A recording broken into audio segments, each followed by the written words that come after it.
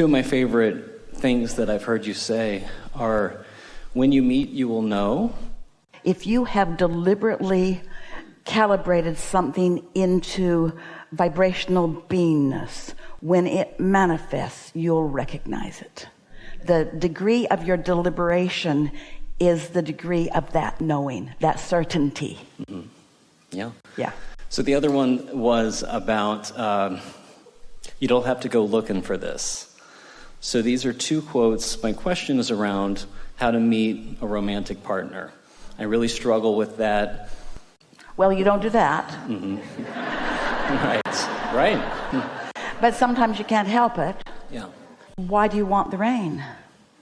Why do I want? Why do you want the rain? It's not why do you want to fill the void and the absence of loneliness and drudgery of going through this world alone. That's not going to get you there. But what is it about that is appealing? Fulfillment, satisfaction, fun, happiness. Just, it seems like there's so much desire. Those are words. Mm-hmm. Those are words that are not actually, if you really want to know, all that moving. Right. Yeah. It was like, why do you want this? 1, 2, 5, 7, 9, 8. What is it about significant other in your life that is so delicious? What is that? You ever had it? Yes. See, if you can find a piece of something that you like and you can focus on it and enjoy it, it has to become more. And it will increase in velocity and momentum until it can't not be. And you will feel the velocity of that. Even though you don't know where or when or who, you can just feel it. So you feel that you're just on the verge of this, which is like an eagerness for life that really feels good. Right. Well, to fine-tune this a little bit, it seems like my questions are generally around this, my experience of life of seeing all of these people. And there's so much, when you talked about desire and doubt, like that's me. There's so much fear and resistance. And so it's simpler. Let's not go down that muddy road. It's like this. I want to be adored and I want to adore. Those are just words, but feel that. Get yourself into a position mentally where you are observing someone who is clear and communicative and tuned in and oozing good feelings and appreciating you while you're appreciating the other. In other words, there's this feeling of appreciation, and each of you has better timing than you've ever had. It's like you're just flowing in and out with each other. It's like ask and answer and answer and ask, and it's just so satisfying. Now, as we stay there, can't you just feel that? And haven't you had brief moments of that with different people? Stay there and feel that, and then broaden it. Put that person, put that relationship, the two of you, into a setting. Go to a restaurant and walk in and feel what it feels like for there to be two of you. And feel your appreciation for the way your partner interacts with the hostess and appreciates the menu and even devours the food, chooses the food, likes the food, enjoys the food, makes you glad that there is food. Just broaden it and make it feel real to you. Practice those kinds of things. Do things that you like to do because you're attracted to a partner who also likes to do many of those things until those are really familiar feelings to you. And then you'll know it when you see it. In other words, the more aspects of that you practice for the pleasure of it, for the pleasure of it, for the pleasure of it, not to make something happen, for the pleasure of it, for the pleasure of the mind meld, for the pleasure of the specifying, for the pleasure of the, a little more like that and a little more like that on every subject that matters to you. And then, an avalanche of opportunities will start showing up, and you'll know it when you see it. There's nothing that you're supposed to do. But what about collecting data? And what happens? So many humans go out collecting data. How are you going to know if it's a match if you haven't identified the pieces that will match you? And identified them with enough clarity that you know for sure. Is it a wish? Is it a hope? Is it a dream? Is it a well-established intention that you've identified and come at from enough angles that you're solid in what you know? And then what comes near it, you'll be able to tell. There's something else we'd like you to know. Hardly anybody else will approach this relationship that you are attracting with the power and the clarity that you're going to do as a result of this conversation. But there are a whole lot of matches out there, and they will not know what's happening to them. In other words, they'll just feel drawn to you for inexplicable reasons, and you'll discover the depth of your relationship in days and weeks and months and even years going by. That sounds great. It is great. It is great. Yeah. We want you to hear this. You've practiced your bag of marbles so well. And it's just been thrilling. It's just been the most fun to lie in bed and think about it, or sit at a restaurant and think about it, or drive your car and think about it. It's just so satisfying to make that tapestry for yourself with the emotions that it will stir and all of that. And then, as law of attraction matches you with a little bit of this and a little bit of that here and there, you will be able to feel the intensity of the match, the perfection of the match. You will know it when you see it, and you'll know close, not quite, close, not quite, but fun, close, not quite. And then something else remarkable happens. Once you feel it and allow yourself to think, maybe this is it. As the two of you are now experiencing together, each of you will define with even greater clarity. So the thing that we want you to take from this conversation is that you're molding this into place. You're not just snatching it from somewhere, boom, first crack out of the box. It's exactly what you're looking for. You are a creator. You want to create. You want to get better and better and better and better and better at it.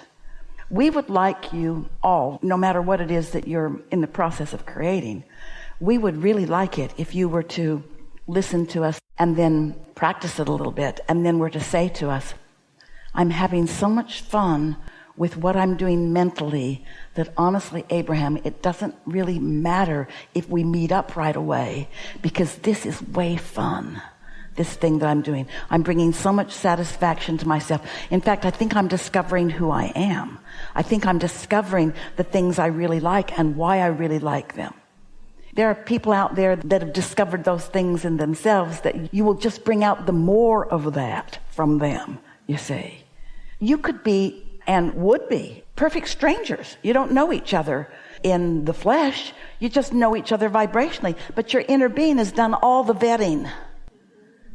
And your inner being is not going to put off all its bells and whistles over the wrong one. Your inner being knows what you've been thinking about, knows what's active in your vibration, and knows what matches it. You'll know.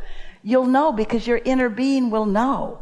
Most people about most relationships try to make things that aren't workable work.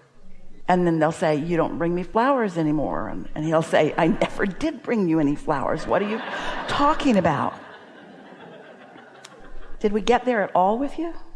Yeah, that was helpful. I was wondering, too, where would dating apps fit in with the law of attraction? Seems like that's me. If your desire is clear, they could work spectacularly well because they're all about compatibility. And if you are clear about what your compatibility points are and you enter them into the artificial intelligence system correctly, then you could have an avalanche of potential matches. You can hear hesitation from us. The reason that we think the law of attraction is a better matchmaker is because of the involvement of your inner being.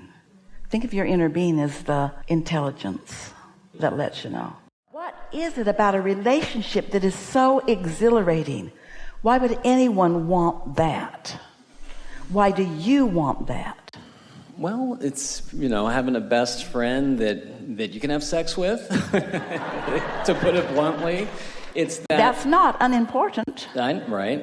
You mentioned sort of adoring each other. That's a really wonderful thing to look upon the person. I really like those inside jokes. I like that we've walked around enough together that when we see something, it activates something in my bag of marbles and it activates something in their bag of marbles. We have this knowing thing because we've walked enough together that we know what that means. And each of us is easily calibrating to the best of us, so we can consistently make the best of everything. In fact, what I've noticed you're saying is that as I walked this earth alone, I did really good. But when two of us got together and we were on the same wavelength, really, really incredible, magical things began to happen. There's something about the power of us calibrating to each other while each of us is calibrating to our inner being that made it extra, extra, extra powerful. And I like that feeling of focus. I like not having to explain myself over and over again. I like not having to open a door and explain everything. I like somebody knowing who I am and knowing what I want and wanting to be part of something that feels good to me. Make it alive for yourself. I like eating the other half of something that somebody wants. I like sharing a meal if we like the same things, and it's nice if we do. I like sharing conversations. I like sharing friends. I like sharing movies. I like sharing. I like harmony. I like intensity. I like a little bit of contrast. I like reasoning together. I like thinking together. I like hatching new ideas together and not being on the same wavelength, and then each relaxing until we find a common goal in there and we realize that singularly we were this, but together we are so much more. I like the exponential power of two or more coming together and the thrill of aligning with our inner being. I like the power of alignment. I like co-creating better than I like creating, and I like a specific partner to co-create with who knows my mind and is in harmony with me. You said that a lot better than I did. Well, we got all of that out of your vortex. Every bit of it came from your vortex. But the thing that we want you to know is that all of you can feel it from what we've been talking about already here today. Don't put the kibosh on that. Don't let doubt step in. Don't let the waters get muddy. Take that feeling and milk that feeling. Speak in ways that enhance that. And don't wear yourself out on it. Let's take a step forward into deliberate creation together right now. See, what we just offered was easy for us because we're in your vortex and we can see what's there, and we just verbalized what's there. Well, if you're not in your vortex and you can't see it and you don't feel it, then for you to rampage when you don't feel it feels like a whole lot of work. And a lot of times it backfires on you. So the key, what we're talking about here, is find a way to feel something and then rampage about it. Find a way to feel it and then rampage. Don't rampage to create the feeling. Find the feeling and then rampage. And then it just gets bigger and bigger and bigger and bigger until you'll find yourself feeling like when you're with your partner, there just aren't words. There just aren't words to explain the perfection of this. It's not words. No words. No reason to explain. Just an assumption that you know it too.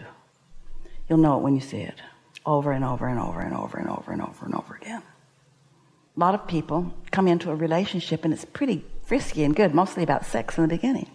Then, because there hasn't been any long-range planning, any in-depth soul alignment, then the relationship doesn't have a lot of nutrition, so to speak.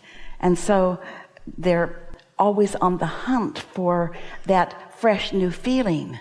But what we want you to hear is rediscovering that fresh feeling within the relationship that exists is way less trouble and way more satisfying, because you can go deeper and broader and further and higher. It's nice.